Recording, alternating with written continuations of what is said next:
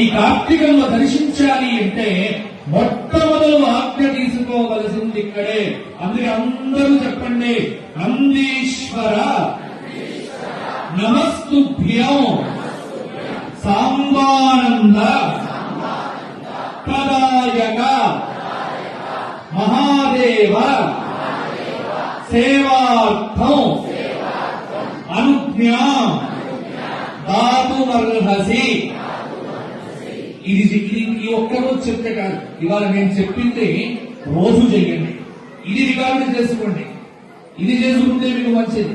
దిక్కుమాలి అన్ని రికార్డులు చేస్తారు, ఎందుకు పనికిరానటువంటివన్నీ చెవుల్లో పెట్టుకుంటారు కాదు, అవసరం అయ్యేది.